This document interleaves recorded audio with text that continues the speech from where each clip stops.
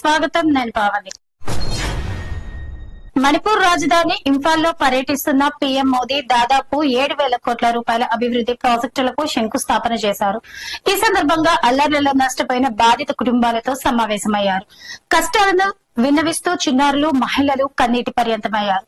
ఆందోళన అవసరం లేదని, అండగా ఉంటానని ప్రధాని వారికి భరోసానిచ్చారు. మరోవైపు కుకీ, మైతేయి తెగలు ఘర్షణలకు స్వస్తి పలికి సామరస్యంతో మెలగాలని పిలుపునిచ్చారు.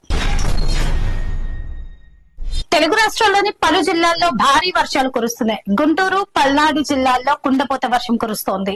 విజయవాడ, రాజమండ్రి, తాడేపల్లిగూడెం, రంపచోడవరం ప్రాంతాల్లోనూ వర్షాలు దంచుకొడుతున్నాయి. అనకాపల్లి, అల్లూరు జిల్లాల్లోనూ వానలు పడుతున్నాయి. అటు తెలంగాణలోనూ ఉమ్మడి ఖమ్మం, నల్గొండ జిల్లాలతో పాటు హైదరాబాద్ నగరంలోని పలు ప్రాంతాల్లో వర్షాలు కురుస్తున్నాయి. తను నమ్మి సినిమా ఆఫర్ ఇచ్చినందుకు ప్రొడ్యూసర్ విశ్వప్రసాద్ కు మంచు మనోజ్ ధన్యవాదాలు తెలిపారు. దీంతో తన కుటుంబాన్ని నిలబెట్టారని ఆయన ఎమోషనల్ అయ్యారు. మిరాయిలో శ్రీరాముడు ఉన్నట్లు తన జీవితంలో శ్రీరాముడు ఈ మూవీ డైరెక్టర్ కార్తీక్ అని పేర్కొన్నారు. అన్నదమ్ముల తరఫున నిలబడిన ప్రభాస్ కు మనోజ్ థ్యాంక్స్ చెప్పారు.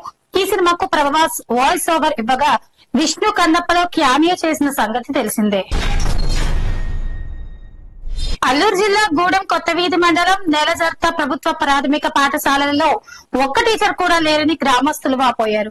126 మంది విద్యార్థులు ఉన్న ఈ స్కూల్లో గత 3 నెలలుగా టీచర్ లేరని వాలంటీర్తో నడుస్తోందని ఆవేదన వ్యక్తం చేశారు.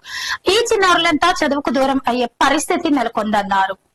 పలుమార్లు అధికారులకు తెలియజేసినా పట్టించుకోలేదని వాపోయారు. జిల్లా కలెక్టర్ చర్యలు తీసుకోవాలని విజ్ఞప్తి చేశారు. ఆసియా కప్ లో రేపు భారత్ తో జరగనున్న మ్యాచ్ కు టికెట్స్ సేల్ అవ్వట్లేదన్న వార్తలపై పాక్ మాజీ క్రికెటర్ షోయబ్ అఖ్తర్ స్పందించారు.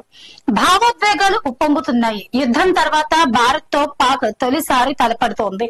ఖచ్చితంగా స్టేడియం హౌస్ ఫుల్ అవుతుంది. టికెట్లు అమ్ముడవ్వట్లేదని నాతో ఒకరన్నారు. అది వాస్తవం కాదని, అన్ని సేల్ అయ్యాయని చెప్పాను. ఇదంతా బయట జరుగుతున్నటువంటి ప్రచారం మాత్రమే అని వ్యాఖ్యానించారు. విదేశాల్లో భారత సంతతి పౌరులపై దాడులు పెరిగిపోతున్నాయి. తాజాగా యూకేలోని ఓల్బరీలో ఓ సిక్కు యువతిని 2 స్థానికులు రోడ్డు పక్కనే రేప్ చేశారు. మీ దేశానికి తిరిగి వెళ్లిపో అంటూ దాడి చేశారని బాధితురాలు తెలిపారు. దీనిపై అక్కడి సిక్కు కమ్యూనిటీ భగ్గుమంది. దీన్ని జాత్యహంకార దాడిగా అభివర్ణిస్తూ తీవ్రంగా ఖండించింది. కాగా నిందితుల ఆనవాళ్లు వెల్లడించిన పోలీసులు వారి కోసం సర్చ్ ఆపరేషన్ చేపట్టారు. బీజేపీ 12 ఏళ్ల క్రితం ఇదే రోజున తీసుకున్నటువంటి నిర్ణయం పార్టీతో పాటు దేశ భవిష్యత్తును మార్చేసింది. బీజేపీ చరిత్రలో సువర్ణాధ్యాయాన్ని లిఖించింది. 2013 సెప్టెంబర్ 13న పీఎం అభ్యర్థిగా మోదీ పేరును ప్రకటించింది. ఆయన నాయకత్వంలో 2014న ఎన్నికలకు వెళ్లనున్నట్లు అప్పటి party president Rajnath Singh press meet లో వెల్లడించారు. ఆ తర్వాత ఏం జరిగిందో తెలిసిందే. అయితే దీనిపై బీజేపీ కార్యకర్తలు, మోదీ ఫ్యాన్స్ సోషల్ మీడియాలో పోస్టులు పెడుతున్నారు. భోగాపురం ఎయిర్పోర్ట్ పనులు 86% పూర్తయ్యాయని కేంద్ర మంత్రి రామ్మోహన్ నాయుడు తెలిపారు. వర్షాలు కురుస్తున్నా జిఎంఆర్ సంస్థ పనులు ఆపడం లేదన్నారు. విజయనగరంలో విమానాశ్రయ పనుల పురోగతిపై సమీక్ష నిర్వహించారు. వచ్చే ఏప్రిల్లోగా వైజాగ్ నుంచి రోడ్డు కనెక్టివిటీ పనులు పూర్తి చేస్తాం. ఎలివేటెడ్ కారిడార్ నిర్మించేందుకు కసరత్తులు చేస్తున్నాం. బీచ్ కారిడార్ కోసం ఇప్పటికే డిపిఆర్ సిద్ధం చేశామని వివరించారు.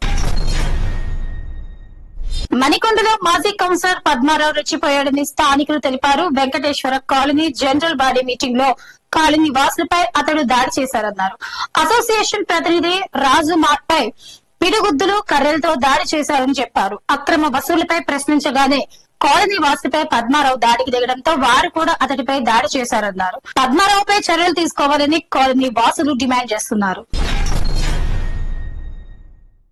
తనపై దుష్ప్రచారం చేసే వారిని ప్రజాస్వామ్యయుతంగా చట్ట ప్రకారమే తిప్పికొట్టాలని జన సైనికులకు డిప్యూటీ సీఎం పవన్ కళ్యాణ్ సూచించారు. ఘర్షణ పడడం ద్వారా సమస్య మరింత జటిలమవుతుందని పేర్కొన్నారు. 10 ఏళ్లుగా మనపై కుట్రలు చేస్తున్న వారిని చూస్తూనే ఉన్నాం. అలాంటి వారి ఉచ్చులా పడద్దు.